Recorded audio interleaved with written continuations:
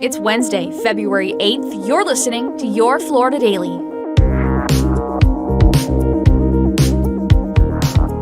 I'm Katrina Scales.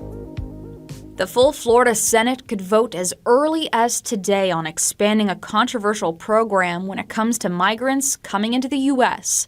The bill would create the Unauthorized Alien Transport Program. It would include millions more in funding to relocate migrants to so-called sanctuary cities and states. Supporters say it's needed due to the hundreds of migrants who have arrived by boat to South Florida in recent months. Governor Ron DeSantis. We can just sit here and do nothing about it, or we can actually stand up and say whatever tools we have at our disposal, we are going to be used. Democrats say there are better ways to spend $10 million. We see the Republican-dominated legislature giving the governor a carte blanche to continue with his illegal shenanigans. Meantime, a bill that would change Florida's concealed carry law passed through a House subcommittee in a vote along party lines yesterday. The proposal would allow Floridians with a valid ID to carry concealed firearms without a license. It still needs to clear one more committee before it can head to the House floor for a full vote. The group that regulates high school sports in Florida is updating its physical evaluation form for student athletes. But some parents are questioning a proposed item that would require some very private information.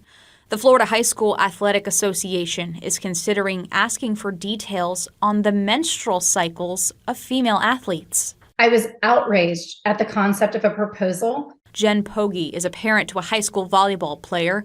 She calls the questions downright bizarre and invasive and hopes the idea gets dropped. I think that regardless of what party you're affiliated with, none of us wants our children's privacy invaded. The FHSAA did not respond for comment, but leaders have called for an emergency meeting on Thursday to decide on changes to the form.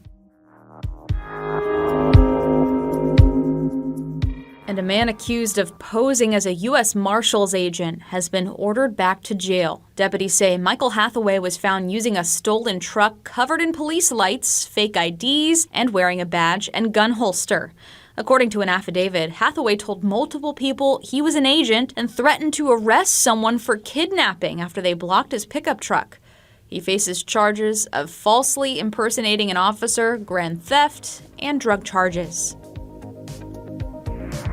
Find these top stories along with breaking news, weather, and traffic all day on clickorlando.com.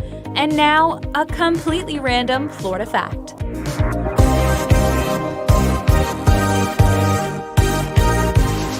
Actor Johnny Depp moved around with his family as a child, but eventually settled in Miramar, Florida. He dropped out of Miramar High School at the age of 16 to become a rock musician. His band, called The Kids, found moderate success in the South Florida rock scene and later moved to LA to pursue a record deal. Your Florida Daily is produced by News 6 WKMG in Orlando. I'm Katrina Scales. You can subscribe for new episodes wherever you like to listen.